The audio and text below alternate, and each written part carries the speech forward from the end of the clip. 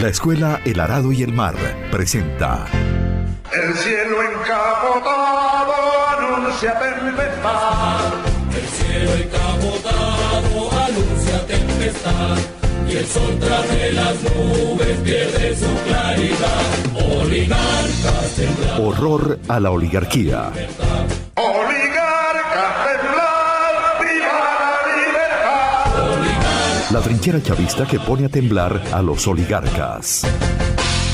Elías, acuérdate de estructurar el sistema de transferencia de productos, más no de mercancía. ¿Ustedes le compran esto a la planta de allá? Sí. ¿Ves? A Lo precio y compran. costo.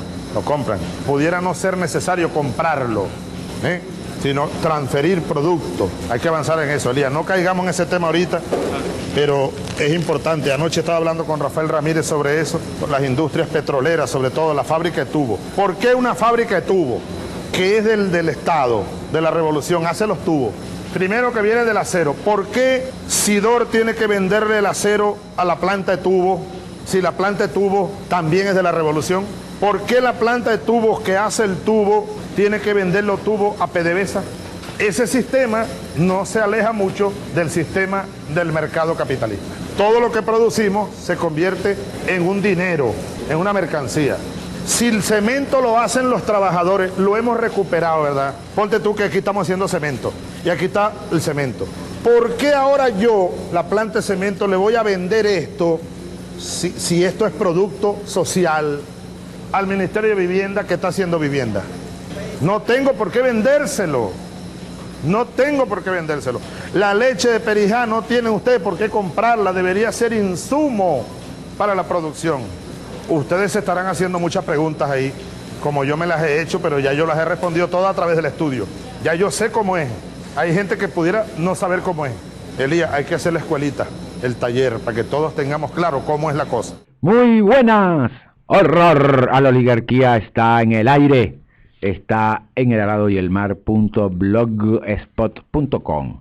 Más que una página, una escuela política con los programas Horror a la oligarquía y en estrecha asociación con trincheraderosas.blogspot.com.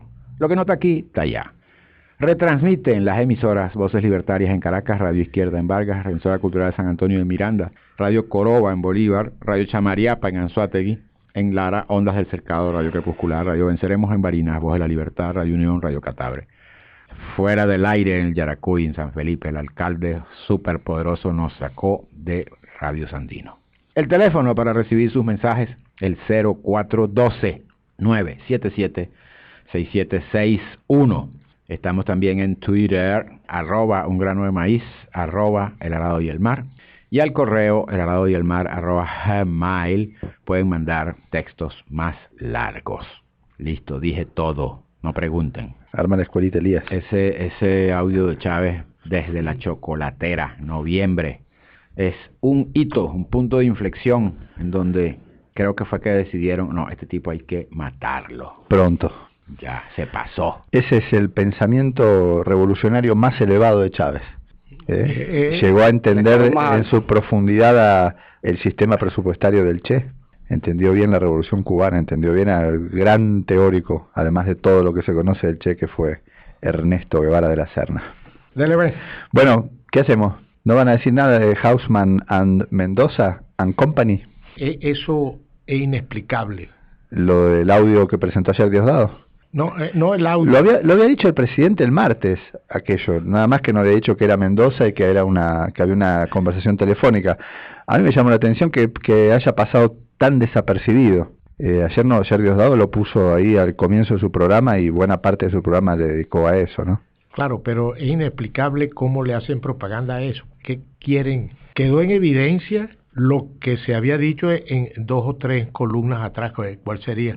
¿Sobre qué? La que hablaban que nos metieron en el medio de una batalla intercapitalista mundial, entre el bloque que apareció con este video, o sea, y el bloque chino. Es más, creo que ahí en el audio dice que los chinos no le van a pagar con la plata que viene. No dice los chinos, pero... No, dice que no es para pagar a los acreedores, que los acreedores se jodan. No es para pagar de eso está... Sí, así pero, dice, ¿no? Que se jodan. Pero además, entonces evidencia, descarna la verdadera batalla que hay aquí por el poder entre los grupos económicos. Sí. Y los grupos económicos y esta cuerda de chinchurrio no saben qué es lo que están haciendo. Pero vos, ¿qué decís?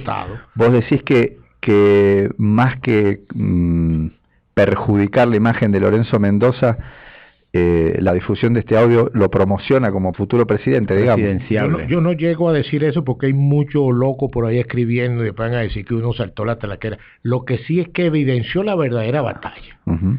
Y hay otra cosa, que lo que se habla en contra, mira, el Fondo Monetario Internacional pidieron prestado, no sé si eso lo perjudica o no, o lo favorece, que el hombre tiene metido en la chequera 60.000 millones de dólares para empezar. No, y que evidencia las relaciones que tiene el tipo con el mundo capitalista, con ese bloque capitalista, que para muchos aquí no es algo malo, ¿no? Pero también indica el agotamiento de este lado del gobierno. Y fíjate lo que voy a decir de nosotros. ¿Sí? ¿Entiendes? Esa locura. Cierran la frontera. 2.600 millones cuesta mantener, no sé por cuánto tiempo, los soldados en la frontera. Salió. Claro, pero es un presupuesto. Eso es imagínate tú en plena crisis, compran unos aviones, movilizan esa tropa. Uh-huh. Oye, están profundizando en la crisis. Pero además de eso no pueden explicar. Ahí salen ahora, tienen consentido a los colombianos, 5 millones que están aquí y pueden estar en las misiones y tal, cuando antes dijeron a Ban Ki-moon, ayúdanos a parar el éxodo de colombianos. O sea, todas esas confusiones. Y esto ¿para qué sacan ese video? ¿Qué está aportando a la lucha?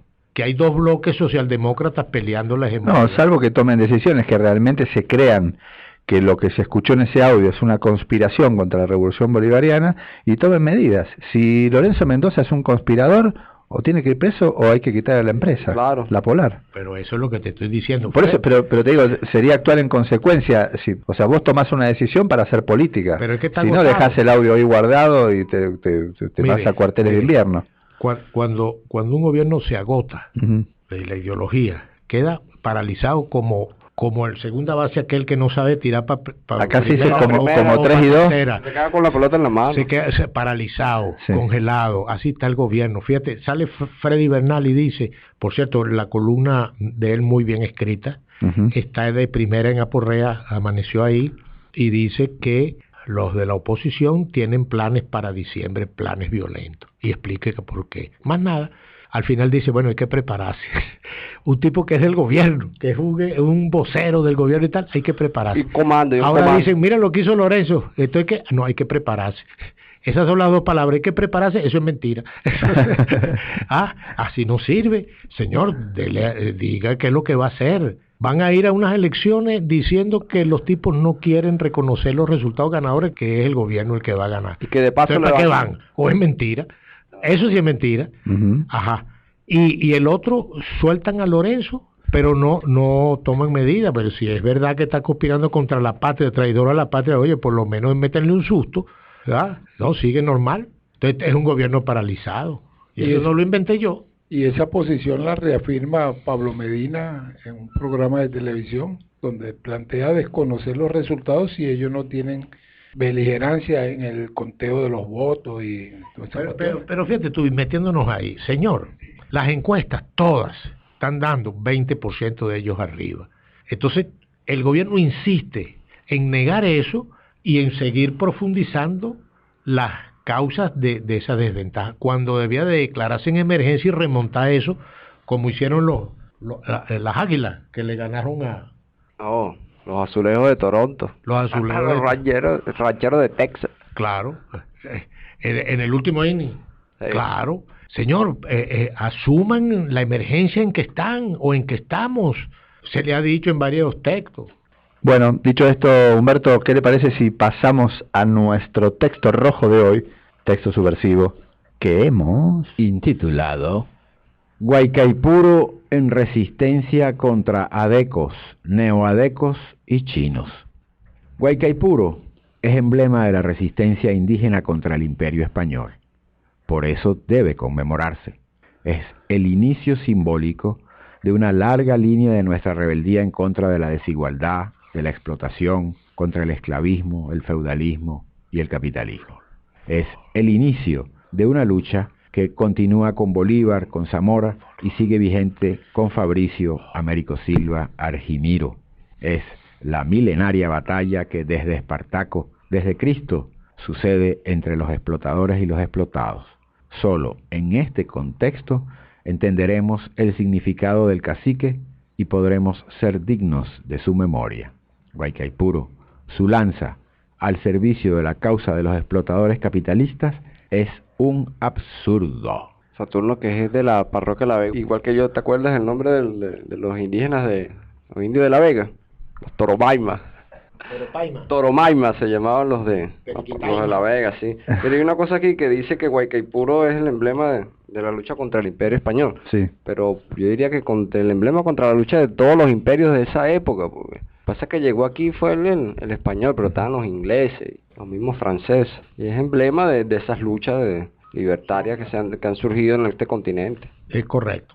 No, y otra cosa que dice el texto ahí es que la lucha de Guaycaipuro fue continuada después por otros, hasta Chávez, digamos. Que llegó el propio. Hasta que llegó el propio. Por eso, sacarla así de contexto es, además de hacer un acto, estamos hablando del acto que se hizo el fin de semana para conmemorar el 12 de octubre, un acto que además se hizo prácticamente escondidas, a la madrugada, un acto como si tuviéramos vergüenza, ¿no?, de conmemorar a Guaycaipuro. Pero hay una cosa ahí que Humberto debe manejar bien, que hay un grupo o un estamento social que le gusta, vamos a poner el nombre de folclore, entonces van para allá a ver los indios en La Guajira y agarran a Guaycaipuro y lo tienen puro así, tipo, bueno, el vicepresidente habla, ese es el socialismo, que viene de ahí, de los indígenas, de abajo para arriba, es la misma cosa, pero no ponen a esa gente en su dimensión histórica. Sí. Es el inicio de una lucha en contra de el imperio invasor, ¿verdad? Sí, sí. Es una lucha de liberación o de resistencia que tiene que ver con Bolívar y tiene que ver con Fabricio, con Leonardo Chirino y con la pelea de ahora y con Cristo. Ese fue el mérito de Chávez, que nos hizo históricos. No es que nosotros vamos a buscar la historia y nos quedamos allá, no, esa es la misma corriente. No, y una cosa que no les gusta, que tenía muy clara Chávez, es que entendía el poder que tenía en política, o sea, para hacer política, lo simbólico. Acá lo simbólico en este gobierno, desde Bolívar, Guaycaipuro, hasta el mismo Chávez, es una imagen vaciada de contenido. No es una imagen o un símbolo que sirve para hacer política, o en todo caso para hacer una política contraria a la política que esos personajes hicieron. Claro, porque no lo hacen histórico, no tienen historia. Chávez no tiene nada que ver con Bolívar y no tiene nada que ver con Guaycaipuro. Entonces llegan y meten al Negro Primero en el panteón. Y de ahí salen del panteón a firmar una cosa con los asesinos del Negro Primero. ¿Entienden cómo es la cosa? Sí. Bueno. No es que no hay historia. A la socialdemocracia no le conviene atar esos hilos históricos y hacer de la historia una revolución. Ellos siempre están ocultando todo eso. Como decía Rodolfo Walsh, a las clases dominantes no les interesa que los pueblos tengan historia. Y mucho menos que fusionen dos culturas como la indígena americana nuestra y la africana que vino como esclava a darle a estos territorios su esfuerzo en función de construir una sociedad distinta, diríamos, en estos términos. Pero eso que está diciendo Saturno es correcto. Buscan este grupo que estamos hablando, folcloristas. Hipismo tardía, diletante. Se despertó Humberto. ¿Qué busca? Busca evitar la lucha de clases. Claro. Es decir, mira, aquí hay explotados y explotadores desde siempre allá. ¿Entiendes? Y Cristo era un socialista luchador contra el Imperio Romano y contra los lacayos, el Sanedrín. Entonces, ellos empiezan a inventar folclore afrodescendiente, no sé qué, para evitar la lucha de clases, explotados, humildes y explotadores, imperio y capitalista. Bueno, ahora dicen que están luchando no contra los capitalistas, sino el neoliberalismo. Sí. Ay, sí. Sí, porque son adoradores del capitalismo con rostro humano. Cuando se habla del cacique, cuando se le hacen homenajes, erigen estatuas, y simultáneamente se estimula el capitalismo, se pacta con el imperio capitalista chino o ruso, se está cometiendo un atropello a su memoria, una deformación de su ejemplo. A Guaycaipuro hay que bajarlo de las estatuas y traerlo a pelear, tal como hizo Chávez con Bolívar. Y la única manera de que eso sea posible es luchando por el socialismo. Pero de verdad, no como un recurso de ocasión, como arma de las escaramuzas entre socialdemócratas o como recurso en las proximidades de unas elecciones. No demagogia, no hablando de socialismo y a la vez estimulando el capitalismo, no como distractor. ¿Qué haría Guaycaipuro hoy? ¿Contra quién pelearía? ¿Qué propondría? El enemigo del cacique hoy no sería el imperio español, sino el imperio capitalista mundial, cuyos métodos no son por ahora la invasión, son más sutiles, los préstamos para solventar el clientelismo y el derroche de los mandatarios, la exigencia de facilidades económicas, zonas especiales, toletes de la faja petrolera, compra de conciencias, siembra de valores del consumismo. Vale por lo que tengas. El egoísmo, la fragmentación, el culto de la salida individual a los problemas de la existencia. Hay un director de cine que decía que los nuevos ejércitos de invasión eran los contenidos, que venían a través de las cableras, de los satélites y de las películas. Corto. Sí. De las noticias. Y las noticias, claro. No, pero siempre lo han hecho los imperios, porque fíjate que cuando llegaron aquí también compraban a los indios con espejitos. Con espejitos Sí. y cositas. Ahora le dan higher. Era un dacazo menor. Claro, pero ese que dice los contenidos, entonces Humberto le respondería, pero lo que pasa es que está dormido hoy. Está dormitado. Pero quizá dentro de 2 minutos le responde. Le responde que es el medio es el mensaje, decía McLuhan. Decía Marshall McLuhan. Marshall McLuhan. Uno ve televisión y se queda viendo televisión un rato. NSAI, no sé qué cosa en New York. Oye, y termina, chico, hecho un detective. Sí. Sí. No, termina, eso coloniza, la televisión coloniza muy fuerte. Y con los niños es increíble. Lo dejas un rato viendo una comiquita o cualquier cosa, por más inofensiva que sea, y quedan secos, quedan turulos. No sé qué palabra usar. Y si te vas para la playa y no hay televisión, les da una depresión. Eso, terminan deprimidos. Síndrome de abstinencia de la princesita Sofía. Y turulo. Dale, pero fíjate que con la caída del bloque socialista soviético, el capitalismo activó pues otros mecanismos para su dominación, incluyendo los préstamos estos que se hacen. Sí. Y profundizó en la dominación, en la conciencia, en la psique, a través de todos los medios de difusión. Ahí estuvo la clave, Saturno. Claro, Esa cosa que decís vos es brillante. Que no fue el socialismo soviético el que se derrumbó, sino el reformismo, una vez más.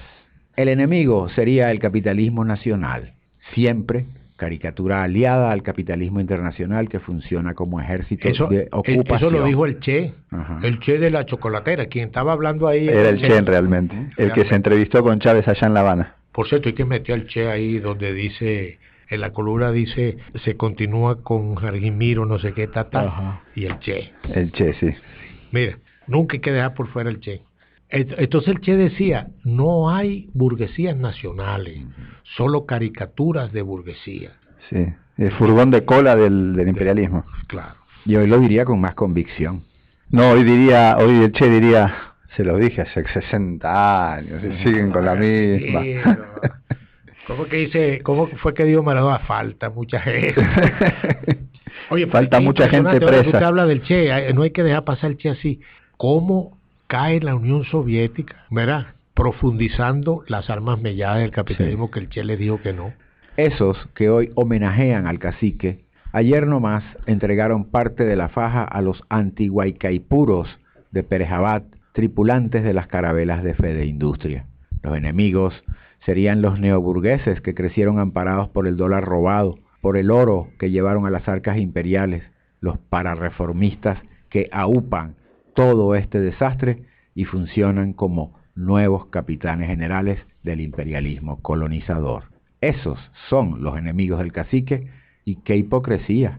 Hoy le hacen un homenaje y parten lanzas contra Colón, que es el representante de los chinos, de los rusos y gringos que llegan a nuestras tierras no en carabelas, sino en jets y con préstamos en lugar de espadas. Por cierto, que en la historia uno de los que más daño le hizo a esa lucha de nuestros indios fue Francisco Fajardo, un indio también que se pasó al lado del bando del Imperio Español.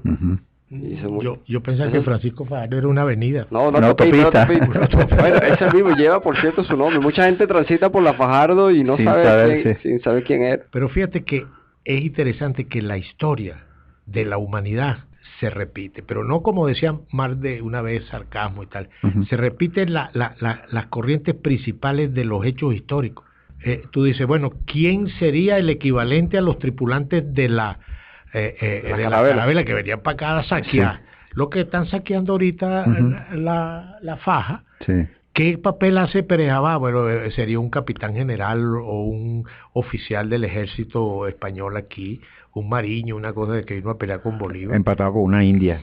Pero entonces tú te pones a ver que está el equivalente y el capitán general emparan, el presidente de hoy, sí. Que creen que son presidentes. Sí. Eso es de ahora. Y fue en la cuarta y fue tal. Y siempre. Y es en los otros países, y es en Argentina y tal. Entonces piensan que son presidentes. No, son capitanes generales que tienen que llamar por teléfono al Fondo Monetario o a los chinos o al Fondo Chino. O al Fondo Chino. El homenaje que cabe a Guaycaipuro, a todos los indígenas, es hacer el socialismo, pero el verdadero, no el de los adecos y neoadecos, no el de la Internacional Socialista. Cerramos con un fragmento de un texto de Mariátegui. Pero espérate, antes de cerrar con eso, es lamentable, chico, o asombroso, que las palabras ahora necesitan refuerzo. Cuando tú dices socialista, tienes que reformar socialista auténtico. O decir, no el socialismo de esta gente, socialismo no el socialismo productivo. De esta gente, sino socialismo del otro, porque no, y así todas las palabras las han deformado. Pero siempre fue así. No existían los medios esos que hablan. No, pero existía la iglesia, existía después más adelante la escuela. Siempre las palabras fueron cambiando de significado según el viento ideológico. Pero usted dice la palabra. Fíjate el término izquierda desde que viene allá de la Revolución Francesa por todo lo que ha pasado hasta estos días. Claro, pero en aquella época la palabra iba precedida del látigo. Ahí está, pues. Me dejé, yo cerraría acá el programa. Pablo va. Del remate con el amauta. En el prólogo de Tempestad en los Andes de Valcárcel, vehemente y beligerante evangelio indigenista, he explicado así mi punto de vista. Este es Mariátegui quien habla. La fe en el resurgimiento indígena no proviene de un proceso de occidentalización material de la tierra quechua. No es la civilización, no es el alfabeto del blanco lo que levanta el alma del indio, es el mito, es la idea de la revolución socialista. La esperanza indígena es absolutamente revolucionaria. El mismo mito, la misma idea, son agentes decisivos del despertar de otros viejos pueblos, de otras viejas razas en colapso, hindúes, chinos, etc. La historia universal tiende hoy, como nunca, a regirse por el mismo cuadrante. ¿Por qué ha de ser el pueblo incaico que construyó el más desarrollado y armónico sistema comunista el único insensible a la emoción mundial? La consanguinidad del movimiento indigenista con las corrientes revolucionarias mundiales es demasiado evidente para que precise documentarla. Yo he dicho ya que he llegado al entendimiento y a la valorización justa de lo indígena por la vía del socialismo. ¿Será por eso que Mariátegui no es reivindicado por todos estos sectores? Es impresionante ese texto, ¿eh? Sentido universal. Y él era un indio. De verdad. De verdad. Entonces, eso es un llamado, no vamos a decir un ataque, un llamado a los folcloristas. Mira, quieren pelear por el indio Sabino, por el cacique Sabino y Guaycaipuro, tienen que traerlo a pelear aquí por el socialismo. No hay liberación del indio, ni de la mujer. Primero la liberación, la liberación es de clase. Es la liberación. Y después puede haber liberación de otros esa tipo. Viene junto. Exacto. Viene por añadidura. Dele. Bueno, listo, remato. Dele. O ataco. Ataque, pues. Oligarquía, con tu plumita indígena, con tu purismo hipoide, no nos vas a engañar. Tenemos el socialismo agarrado por ahí. Más nada, está fuera del aire.